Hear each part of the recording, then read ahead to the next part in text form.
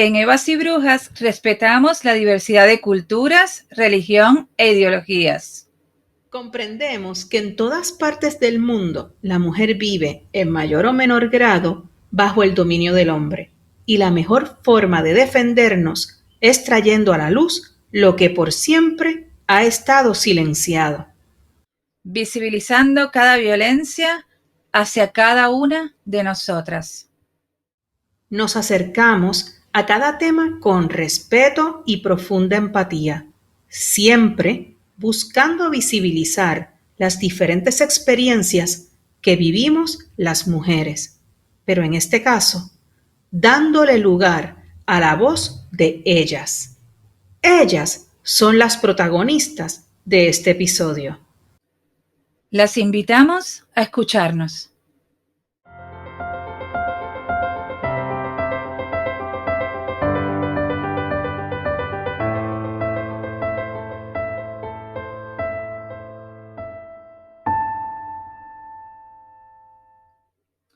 Bienvenidas a nuestra comunidad de Evas y Brujas, ya no solo desde Puerto Rico y Argentina, podemos decir Iberoamérica, Estados Unidos, Filipinas, Alemania, nuestras amigas irlandesas que las seguimos buscando.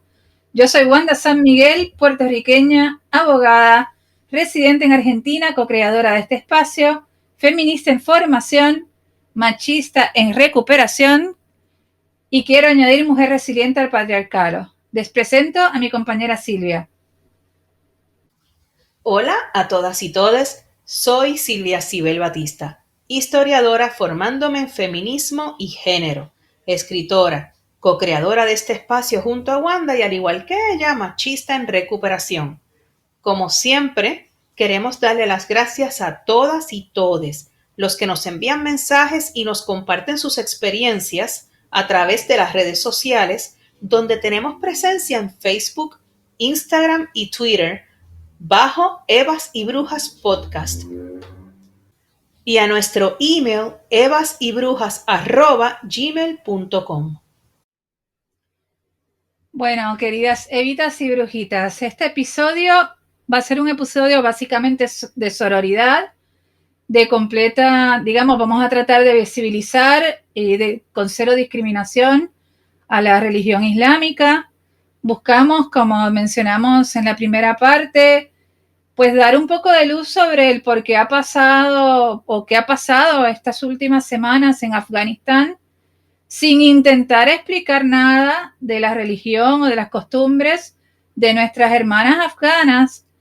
Solo vamos a intentar visibilizar y, bueno, hablar acá un poco de opinión, dar un poco de información y alguna opinión, porque ni Silvia ni yo, pues ni somos musulmanas ni somos afganas. Y además que nosotras, y asumo que la mayoría de los que nos escuchan, pertenecemos a la tradición judio-cristiana, que criticamos mucho, de una estructura patriarcal y que le pegamos todo el tiempo. Pero bueno, nos queremos manejar con mucha sensibilidad y respeto con el tema de hoy, de nuestras hermanas afganas. Así que vamos a proponer lo siguiente. Silvia nos va a dar un contexto histórico y bueno, yo después voy a contarles básicamente algunos conceptos y opiniones y les voy a tirar algunas ideas a ver si nos sirven a todas para ayudar, para poder hacer algo que no es mucho lo que podemos hacer, pero sí dar visibilidad y hacer desde nuestro feminismo judeocristiano lo más que podemos con un abrazo sororo, obviamente. Así que bueno, ahora yo le voy a dar la palabra, le dejo el aire a Silvia, que ella es nuestra historiadora, si explica ella bien este conflicto, porque tiene unas aristas bastante complicadas. Silvia. Gracias, Wanda. Y nuevamente, hola a todas nuestras oyentes. Para poder, como dijo Wanda, tratar de visibilizar a nuestras compañeras afganas, tenemos que comenzar por comprender quiénes son los talibanes y qué hacen allí. Pues el contexto histórico es bien importante para comprender qué es realmente lo que está sucediendo hoy día. No voy a dar un contexto exageradamente grande, lo voy a tratar de dar lo más conciso posible pero con una información que realmente es pertinente. Y la realidad es que esto lleva, si vamos a hablar de los acontecimientos realmente importantes, a los hechos, al menos lleva 80 años. Porque esto tiene que ver, Wanda, con las secuelas de la Segunda Guerra Mundial, tras la cual comienza la Guerra Fría.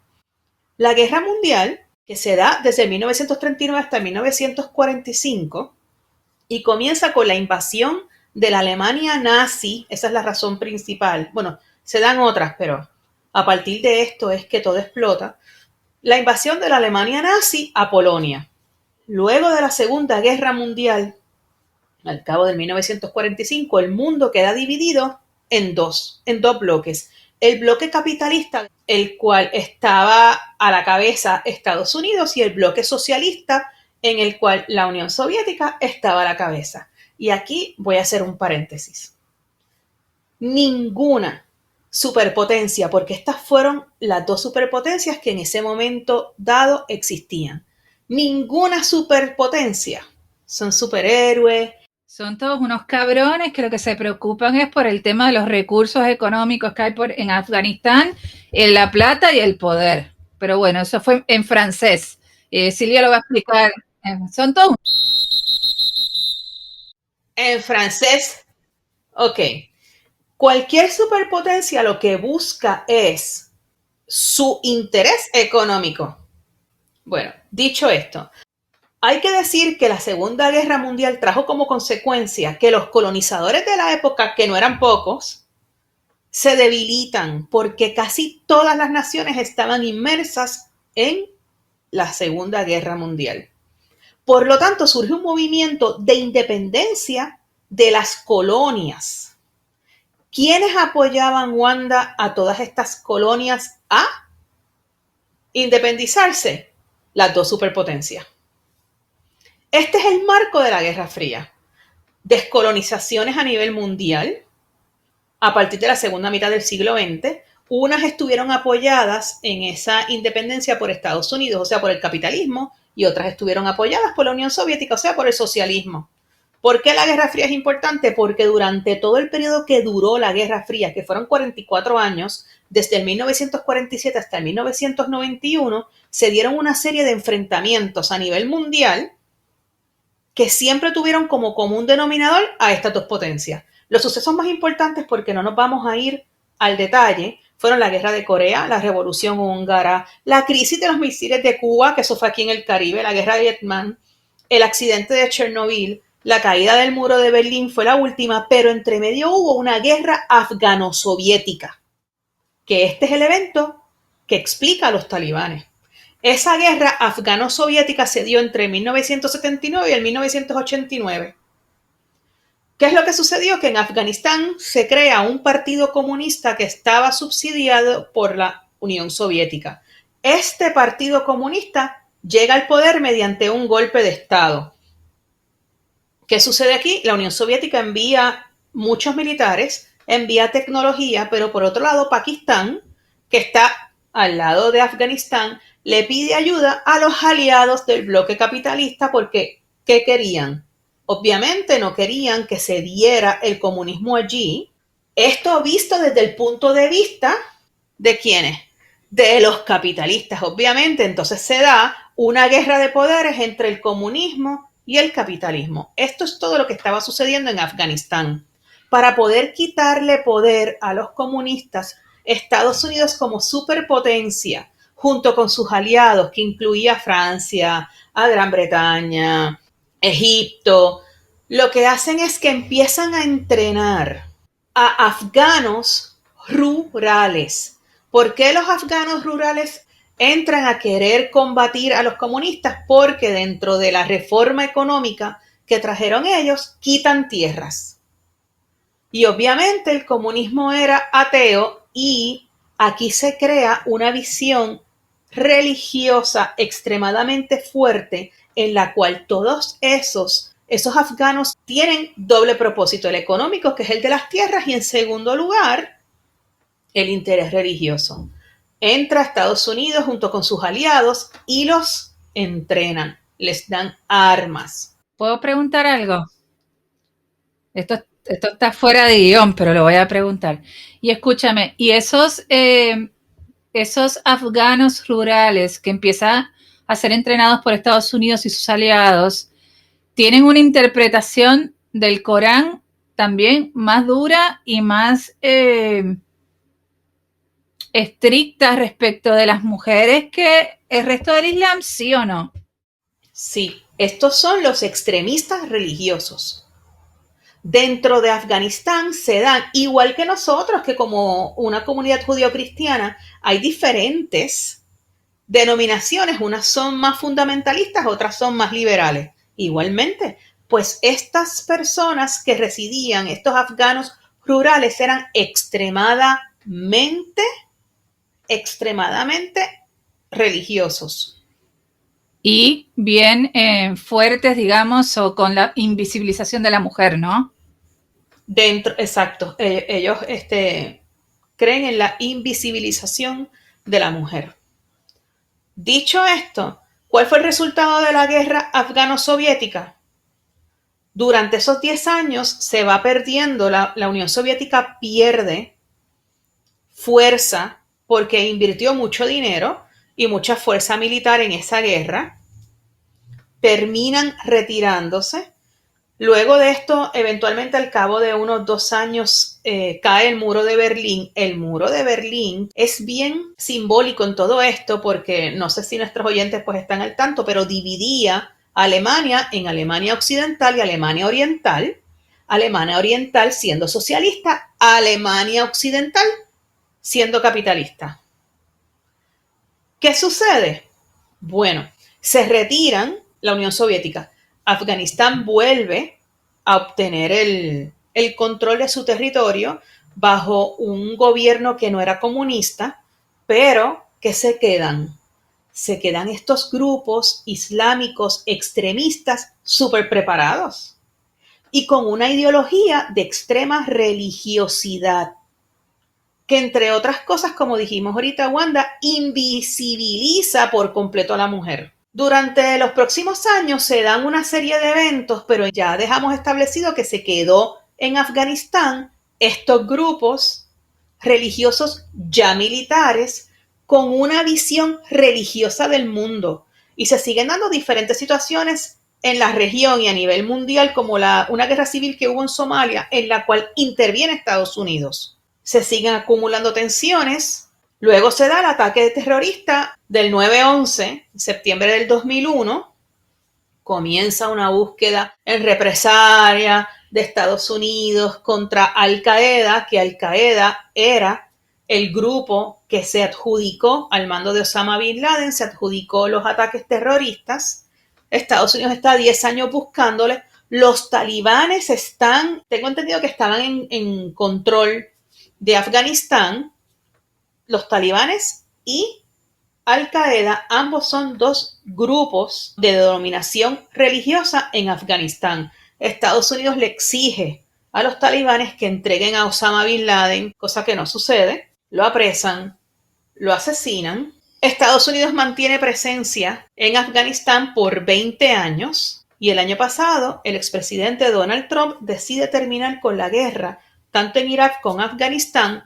Volvemos de nuevo, por intereses económicos.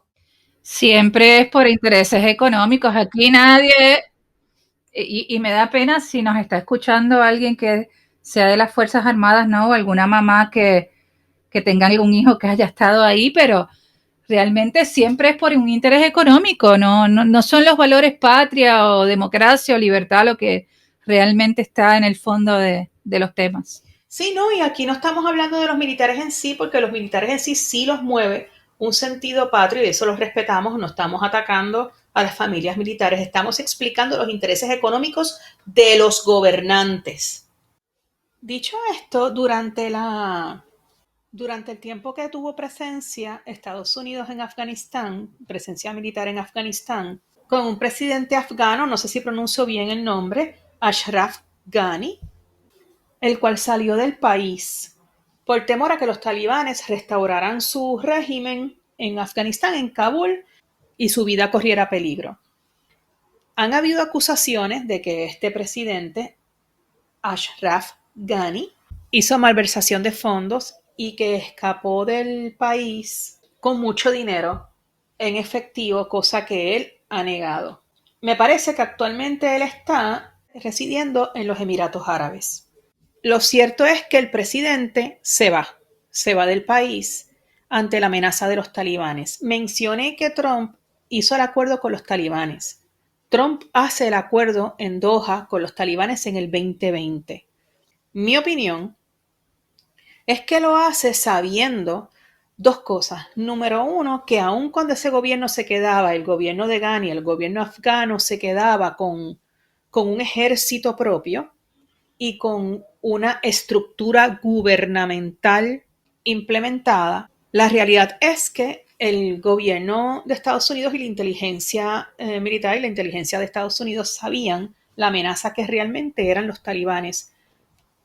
Presumo que comprendían no solamente la amenaza que eran, sabían que posiblemente el gobierno afgano no iban a poder contrarrestar esa presencia. Luego de esto, entra al poder Biden y Biden continúa con el proceso.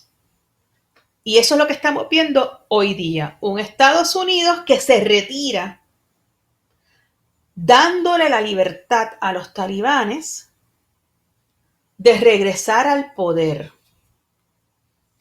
¿Qué es lo que viene con los talibanes? Es esta religiosidad extrema de la cual hemos hablado, que interpretan el Corán de una forma no beneficiosa para la mujer. Extremista. Podemos decir violenta también, tratando digo, siempre hablando desde nuestro sesgo blanco judío-cristiano, ¿no? Sí, y es triste porque las mujeres afganas constituyen el sector de la población más vulnerable. Y esta vuelta al mando de los talibanes las coloca en una posición miserable. En una posición miserable que la habían tenido hasta la invasión occidental del 2001. Esto, como estábamos hablando, Wanda, debido a esa interpretación del Islam que tenemos que decir que es contraria a la opinión de la mayoría de los musulmanes. Sí, eso es importante que lo digamos porque, bueno, cuando vos termines la parte histórica yo voy a hablar un poquito de los riesgos que hay, porque a nosotros nos parece tan atroz que hay que tener alguna línea de cuidado para no caer en la islamofobia o en una discriminación que termina afectando a esas mujeres aún más. Sí, es cierto, no, pero realmente ya yo la terminé, o sea, cubrí desde la Guerra Fría, que fue como consecuencia de la Segunda Guerra Mundial, hasta por qué es que están saliendo hoy día, por qué estaban allí las tropas norteamericanas y por qué es que hoy día están saliendo. Así es que yo creo que esta salida, Hillary Clinton, que fue la exsecretaria de Estado de los Estados Unidos, dijo algo que encuentro que es pertinente. Esto es una situación que no importa cómo la mires, se pierde. Mira, Silvia, ahora que dijiste todo esto, hay algunas cosas que me parece que tenemos que decir. Aunque a nosotros nos parece atroz en nuestra visión, tenemos que tratar de poner una opinión, un manto de piedad o una sororidad sin caer en un salvacionismo de las mujeres afganas desde un punto de vista colonial, blanco. Vamos a sacarlas para que no sean más islámicas. Eso es islamofobia, es discriminación.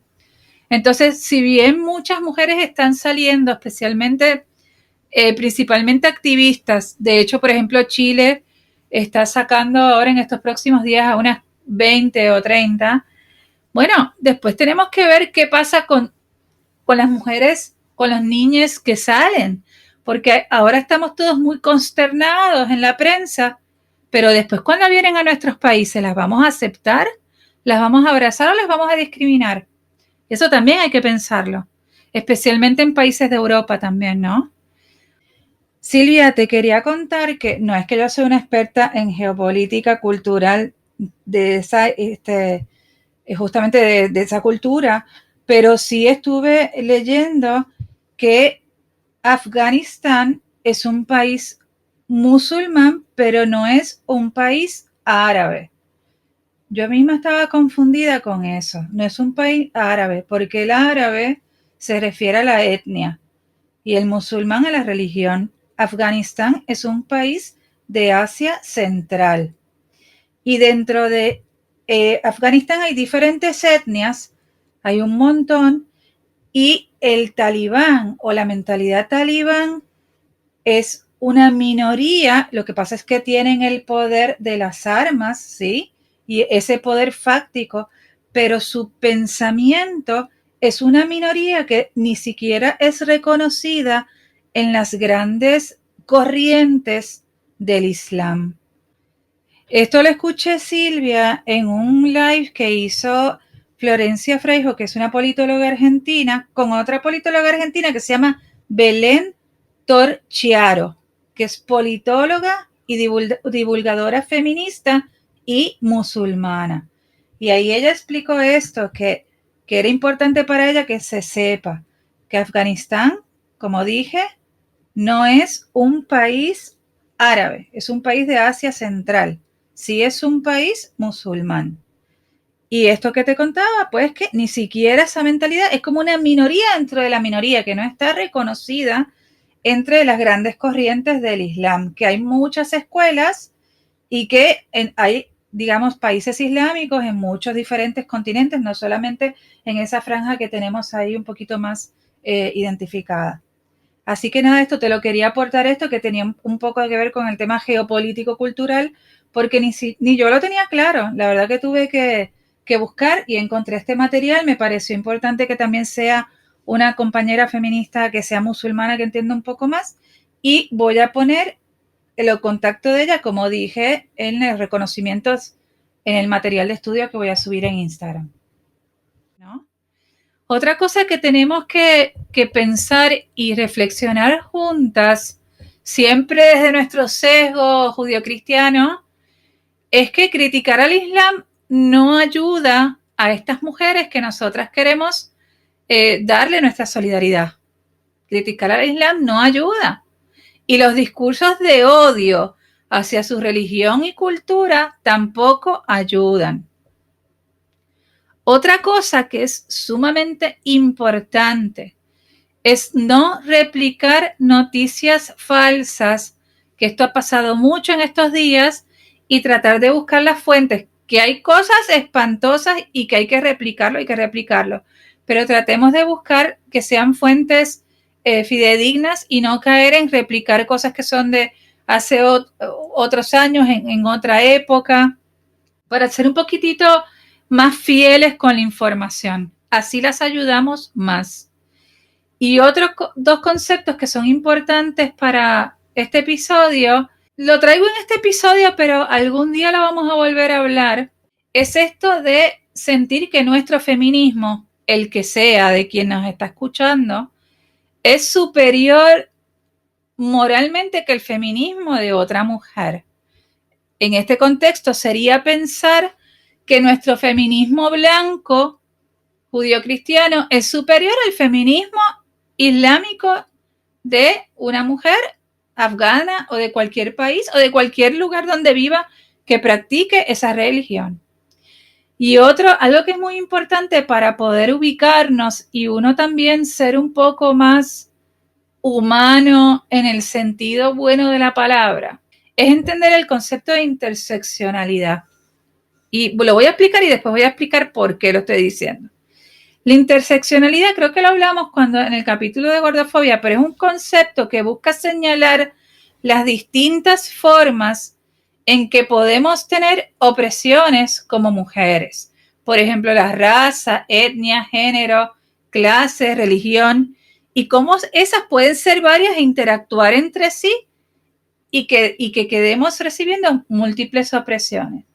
Entonces, a veces es una crítica al feminismo blanco que enfoca la opresión solamente en el sexismo y en el género, dejando a lado otros tipos de opresión, como son la clase social, como pueden ser la etnia, la raza, las mentalidades coloniales y la religión.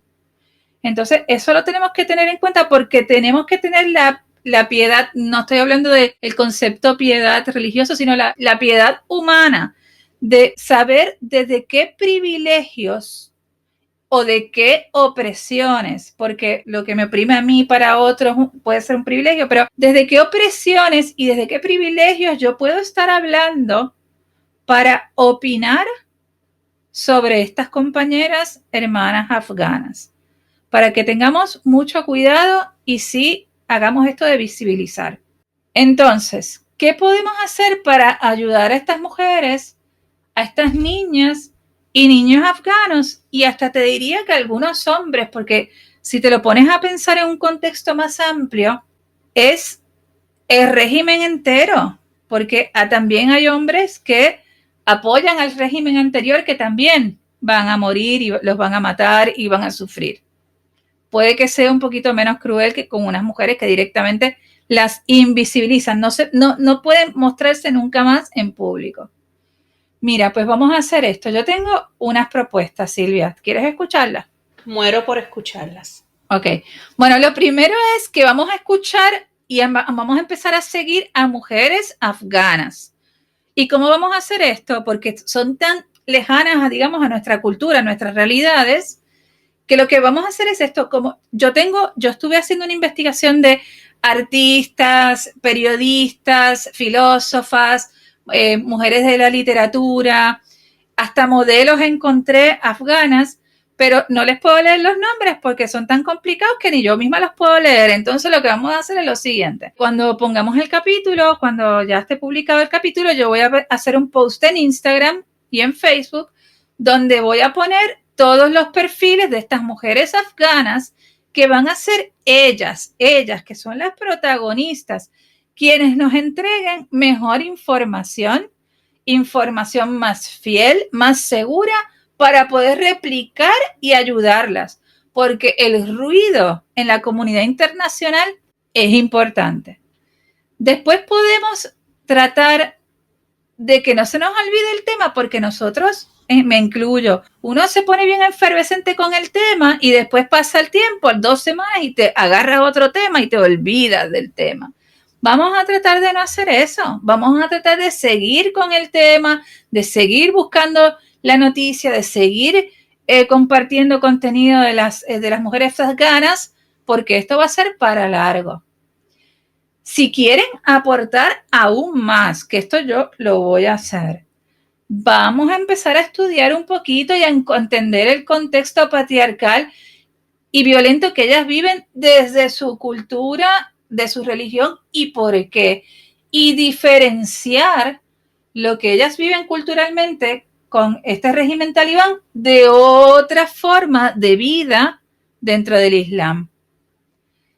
También podemos, que esto es algo muy importante, si usted reside en un país que va a recibir refugiados de Afganistán, pues coño, no los discriminen, no los maltraten una vez que están afuera del régimen, no les exijan que no usen la ropa que ellas quieran usar o que no se manejen de la manera en que están, digamos, con sus cuestiones culturales. Porque ahí es donde está la verdadera solidaridad. Sé que hay una lista muy grande. Argentina, por lo pronto, todavía no ha dicho nada. Sé que nuestro país hermano de acá, Chile, va a recibir. Sé que hay varios países. México es un país muy generoso. Siempre es un país muy humanitario. Y van a recibir seguramente compañeras. Pero entonces, ya que estén, cuando lleguen, vamos a recibirlas con un abrazo. Vamos a incorporarlas a que puedan vivir con paz después de haber escapado de un infierno. Silvia, dime qué tú piensas. Me encanta todo lo que has recomendado. Son ideas excelentes. ¿Sabes qué? La ropa no hace el feminismo. Entonces, nosotras hemos hablado aquí, la interseccionalidad la habíamos tocado y es un punto importante, más adelante lo debemos volver a tocar. Pero ¿sabes qué? Que lo hemos hablado tantas veces, sororidad. Yo no creo que hay un feminismo. Hay varios feminismos. Y cada cultura, cada mujer lleva su feminismo de distinta forma. Vamos a ser sororas, vamos a visibilizarlas. Lo mejor que podemos hacer en este momento, en el que uno dice no hay gran cosa que pueda hacer, pues sí, podemos visibilizarlas. Como tú dijiste, vamos a darle share, vamos a compartir. Vamos a hablar de ellas. Informarnos un poco más, porque en general nosotros en nuestras culturas judio-cristianas no estudiamos tanto a las otras culturas y a las otras costumbres. Ellos sí nos tienen muy estudiado a nosotros. Te pongo un ejemplo que no tiene nada que ver, pero por ejemplo, en China los colegios tienen estudios occidentales y nos estudian a nosotros. Y nosotros que sabemos de los chinos, o sea, tratemos también de empezar a leer y que y si una periodista afgana escribe algo que es largo y complicado, pues vamos a ponerle un poquito de voluntad y vamos a tratar de leerlo. Y vamos a buscar otras fuentes para poder tener mayor información, para no indignarnos al Pepe, para indignarnos con fundamento e indignarnos con realmente ganas de poder ayudar, aunque sea en lo más chiquito. Y otra cosa yo quería decir, esto que tú dices de los diferentes feminismos, voy a aprovechar de decir algo. Hay diferentes feminismos porque todas vamos desde el lugar que podemos también, pero ninguno es superior al otro y hay mucha pelea dentro del feminismo. Tratemos de ser un poquito más sororas. El otro día yo compartí un video del episodio que hicimos de perspectiva de género en la educación y un perfil de unas X feministas que no voy a decir quién son, me contestan atacándome. Pues mire, si no le gusta lo que le estoy compartiendo, pues no lo mire o no me siga. Pero recibir, la verdad, que un ataque de otras compañeras mujeres, la verdad que no me parece muy elegante. Pero anyway. Ni elegante, y sabes que no es necesaria. Todas tenemos un fin común, que es la igualdad y la equidad de la mujer. Ante la figura del varón que está súper privilegiada bajo el patriarcado judeocristiano, que se da en otros contextos que no son judeocristianos porque el patriarcado está en todas partes. Pero, o sea, el patriarcado no tiene que ver con la religión, va más allá de la religión. Sí, así. Pero vamos a algo que tú dijiste bien importante antes de despedirnos, es que vamos a intentar comprenderlas, no explicarlas. Porque nosotros no podemos explicarlas desde el punto de vista de nuestra realidad. Exacto, exacto. Me gustó. ¿Decirlo de vuelta? Vamos a intentar comprenderlas, no explicarlas. Me gustó. Bueno, pues Silvia, escúchame. Vamos a decirle a nuestras Evas y brujitas lo mismo que le decimos siempre, que sigan sumando a sus amigas, a sus primas, a sus hermanas, madres, vecinas, compañeras del trabajo, la que se encuentra en el laboratorio y se queda hablando un rato largo esperando el turno, en el dentista, a la prima del vecino, del tío, del amigo, del ahijado, que se sumen y que, bueno, también estamos en YouTube. Si no saben, hay gente un poquitito más grande que las plataformas de podcast pues no les son muy amigables. Wanda, y antes de despedirnos, quiero que estén bien pendientes a todos nuestros oyentes porque estamos armando un episodio bien chévere, picantito y que les prometemos que lo van a disfrutar. Pues Silvia, ¿y qué nos queda decir entonces? Chao, Evas. Y bye, brujas.